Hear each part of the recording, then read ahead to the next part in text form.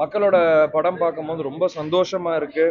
நல்ல வரவேற்பு இருக்கு. அப்பா படத்துக்கு எப்படி நல்ல வரவேற்பு கொடுப்பாங்களோ அதே மாதிரி என் படத்துக்கும் வரவேற்பு கொடுத்துருக்காங்க. சந்தோஷமா இருக்கு. நானும் சரத் சார், பொன்ராம் சார் என்ன நாங்கள் முயற்சி பண்ணோமோ அது கண்டிப்பாக வெளியே வந்திருக்கு. மக்களோட ரிவ்யூஸ் அந்த ரெஸ்பான்ஸை பார்க்கும்போது நாங்கள் அதை ஃபுல்ஃபில் பண்ணியிருக்கோம்னு நினைக்கிறோம். இன்னும் யாரெல்லாம் படத்தை தியேட்டரில் போய் பார்க்கலையோ கண்டிப்பாக தியேட்டரில் போய் பாருங்க. இன்னைக்கு இந்த மக்களோட நான் வந்து படம் பார்த்தது எனக்கு ரொம்ப சந்தோஷமா இருந்தது. நன்றி. சரி, இப்போ பொதுவாக விஜயா இருக்கட்டும், அடுத்தால அஜித்தா இருக்கட்டும், அவங்கெல்லாம் அரசியல் அப்படி போயிட்டாங்க. தமிழ் சினிமாவில் நடிகர்களுடைய ஈடுபாடு எப்படி இருக்கு? படம் அடுத்தடுத்த களம் எப்படி இருக்குன்னு நினைக்கிறேன்?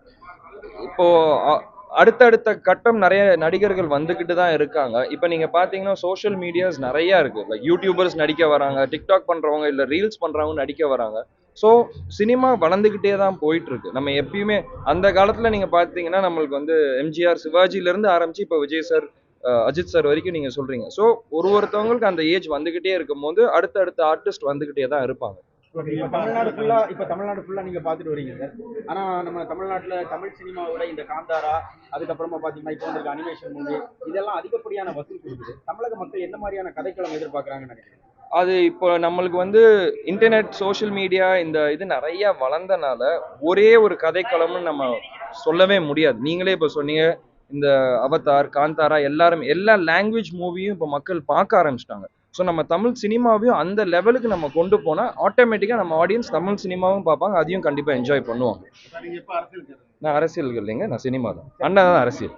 தமிழ் சினிமாவில் இந்த புகையிலை, குட்கா இதுகளை தாண்டி இப்போ இந்த கஞ்சா அப்படிங்கிறது இருக்கு. அது மட்டும் இல்லாம மாணவர்கள் மத்தியிலும் அதிகமா கஞ்சா புழக்கம். ஆமா, இதுக்கு எந்த மாதிரியான விழிப்புணர்வு தேவைன்னு நீங்க நினைக்கிறீங்க?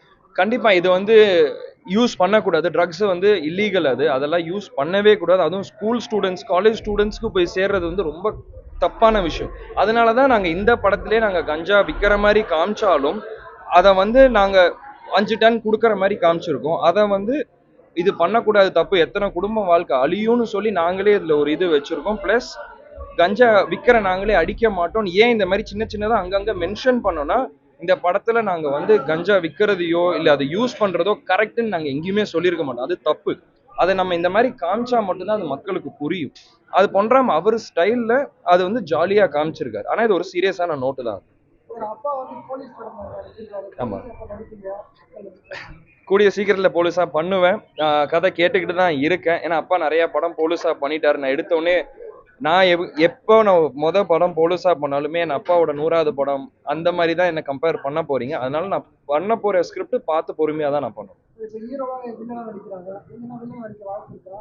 கதை வந்துச்சுன்னா பார்க்கலாமே. நான் எதுவுமே பண்ண மாட்டேன்னு சொல்ல, கதை வந்தா பார்க்கலாம். அதை பத்தி உங்களுக்கு இந்த பகுதியில் கொடுத்த வரவேற்பு எப்படி இருந்தது? எனக்கு ரொம்ப ரொம்ப சந்தோஷமா இருந்தது. அதை தான் நான் சொன்னேன் ஆரம்பத்திலேயே. அப்பாவை எப்படி எல்லாம் பார்த்து கொண்டாடினாங்களோ இப்ப என்ன அந்த மாதிரி கொண்டாடுறாங்க. அது எனக்கு பார்க்கும்போது ரொம்ப சந்தோஷமா இருக்கு.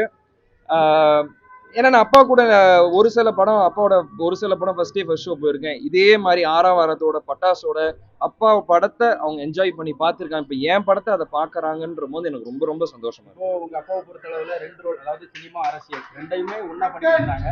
நீங்க அண்ணன் தம்பி 2 பேருமே தனித்தனியா எடுத்து பண்ணிட்டு இருக்கீங்க. இப்போ இதுல வந்து இந்த அரசியலையும் சேர்த்து உங்க அப்பா கிட்ட கேள்வி கேட்க முடியும், பட் உங்ககிட்ட கேட்க முடியல. ஆனா இன்னைக்கு இந்த கஞ்சா புழக்கத்தை அரசு எந்த மாதிரியான அடக்குமுறைகள்ல கையாளணும்னு நினைக்கிறீங்க? இப்ப கையாண்டு இருக்கிறது கரெக்டா இருக்குன்னு நினைக்கிறீங்க? இல்ல, அது இன்னும் ஸ்ட்ரிக்ட் பண்ணணும். இன்னும் அதை கண்டிப்பா ஸ்ட்ரிக்ட் பண்ணி ஆகணும். நிறைய இடத்துல ஈஸியா கிடைக்குதுன்னு கேள்விப்படுறேன். இப்போ நாங்க இந்த படத்துல காமிச்சது வந்து அந்த டைம்ல கஞ்சா தமிழ்நாட்டிலே வளர்ந்தது. இப்ப கம்ப்ளீட்டா ஆசிட் ஊத்தி அந்த டைமே அழிச்சிட்டாங்க. இப்போ வரது வந்து உங்களுக்கு இம்போர்ட் ஆகியோ இல்லை வேற ஊர்ல இருந்தோ வருது. அதை முடிஞ்ச அளவுக்கு எவ்வளவு இன்னும் நல்லா ரெஸ்ட்ரிக்ட் பண்ண முடியுமோ அது கண்டிப்பா நல்லது. அதாவது ஒரு 90s 80s அந்த மாதிரி படம் எடுக்கும்போது என்ன மாதிரியான ப்ராப்பர்ட்டி சிக்கல்கள், லொகேஷன் எந்த மாதிரி எல்லாம் சேஞ்சஸ் இருக்கு? இப்போ மெயினா நம்மளுக்கு பாத்தீங்கன்னா நம்ம சிட்டி ஃபுல்லா ஒயர்ஸா இருக்கு மேல. இதுதான் உன்னோட மெயின் சிக்கல்.